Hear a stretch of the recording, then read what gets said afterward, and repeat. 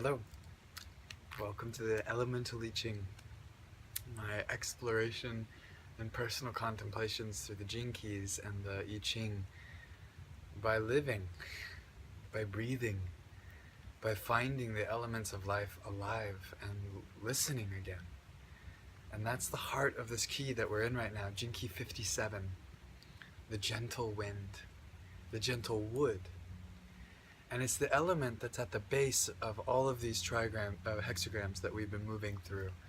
So it has its tendrils in all of these different keys, the 18 and the 46, the 48. But today is the 57, which moves from unease as the shadow to the gift of intuition, to the city of clarity. And this piece is by Loria Weaver.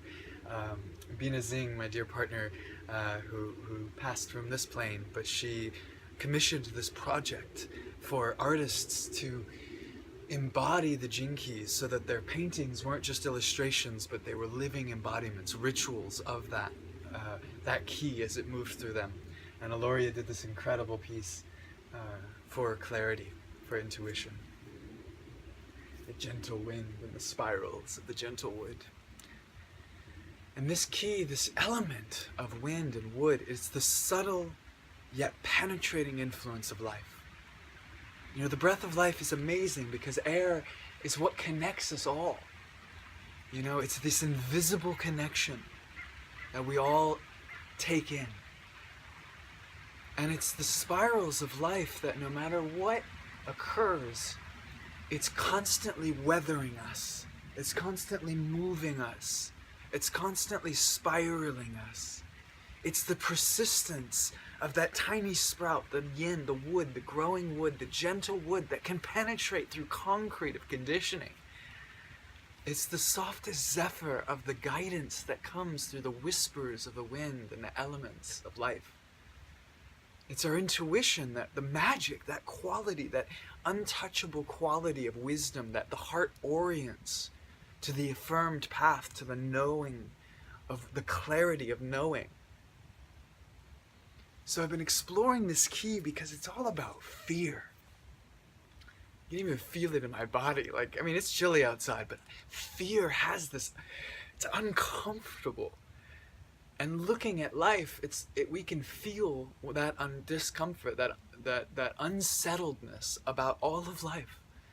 You know, Richard said beautifully in one of his words on 57 about, of course, there's this unsettled feeling with the cosmic joke that is life, this cosmic wound from conception when we were separated from that unified field. And there's this persistent life force spiraling us back home. So when change occurs, because life is change, it's constantly changing, it's constantly evolving, it's spiraling. So when we sense the coming storm, when we sense that unease, the danger element of our body literally informing us to run and hide for shelter from the oncoming storm, or grab a weapon, or defend yourself against this predator, you know, there's these cues that the natural intelligence of our body picks up on the sensations that make up the whole field of reality around us, where we can sense something that we can't logically put why we felt that way, but our body knows, oh, it doesn't like this feeling, you know, and so it makes action, initiative, the programming partner, it makes an action to respond to that fear. But the modern man has started to use reason, which is a beautiful, discerning quality of the human experience, but we make our decisions from reason. So it's like the brain, the computer, is taking the information field that the body intelligence used to use for instincts, does use for instinctual survival, but it's processing it through the mind, and so we build story about that unease, or we push it away and don't want to feel that, and we're hesitant with our reaction, or with our decisions in life. Because we don't trust the body's intelligence. As a collective, that collective shadow does not trust the body's sensations. But as we learn to trust, as I learned to trust my body's sensations, It's just data. It's just information filtering through this incredible sense organ of my body, of my skin, of my body hair, of smells, of tastes, of textures, of sound. Even the softest sound that I can't discern with my mind what it is, but it's cueing me, it's whispering to me. Do I have the courage to listen? It takes courage to be human. Because we live in a world that is uncertain. There's a clarity that emerges when I actually tune into the unease of the world. It's like, oh, it's not just me going through this weird inner process. Like, the world's going through some healing. It always is. And it's a bizarre feeling to find safety in the unsafe nature of reality. Because eventually,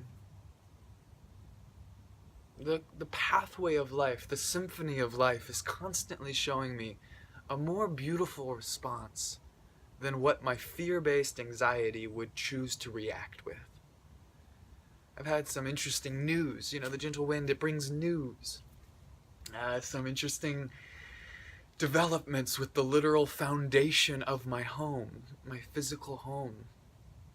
You know, the gentle persistence of time that weathers away the hardest of rock. But it brought me great messages and a test. Or as my teacher says, life doesn't test you, it trusts you. You're being entrusted with this opportunity to trust deeper right now, with this challenge in your life and my life. Can I choose to not make decisions from fear that is running from that unease of what I'm experiencing, but choose to pause, to breathe, the gentle breath, the gentle wind, the good air, the niue, to breathe in that clarity that will emerge at the right moment. Because these instinctual fears, they show up when we need to make that action.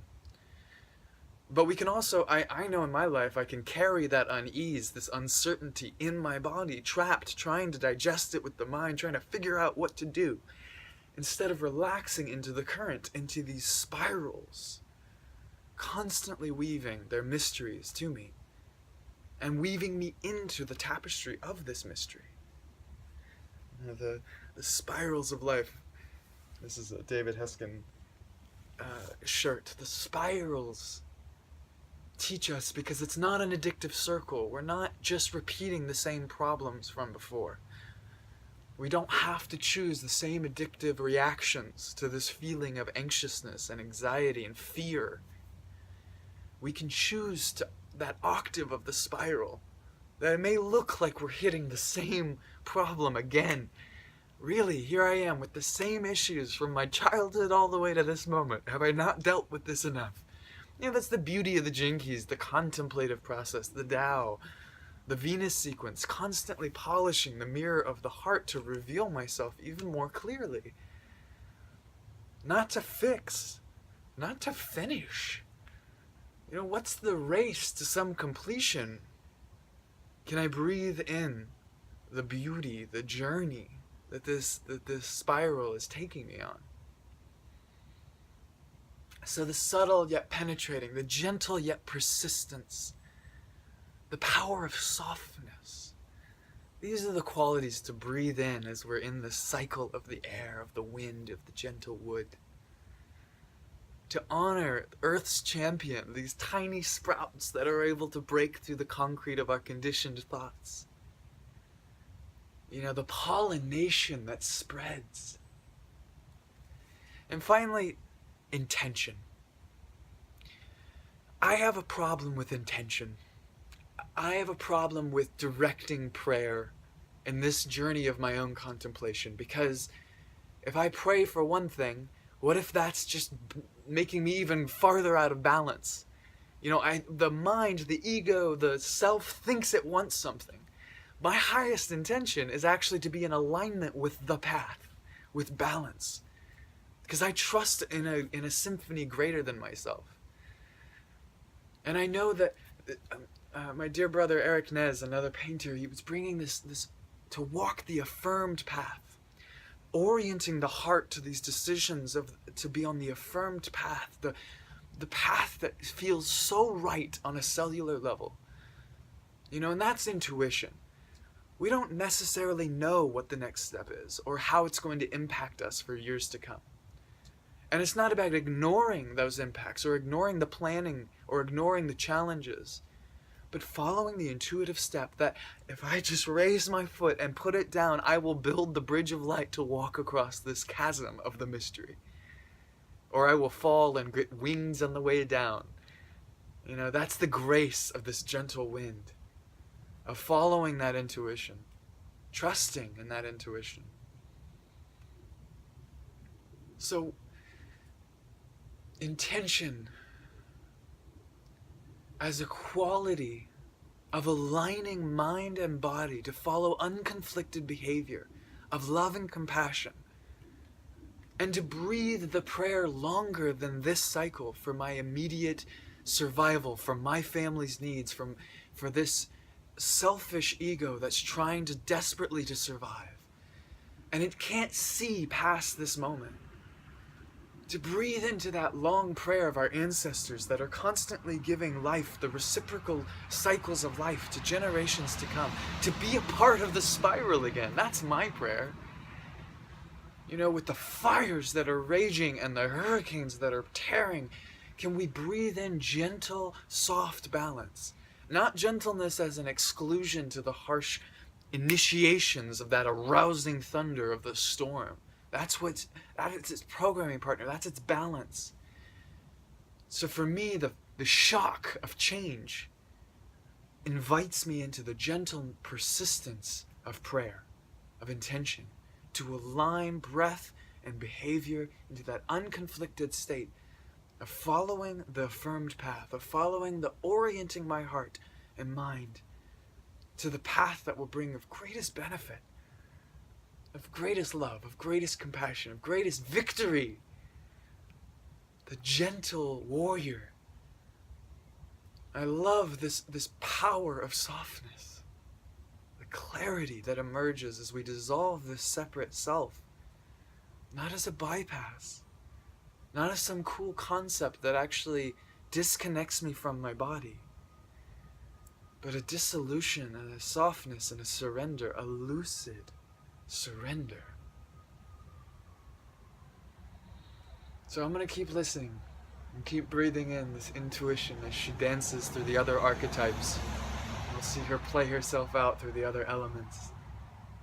And the gentle persistence to cultivate, to move that yoga, to move to the edge of what is comfortable and push just a little farther.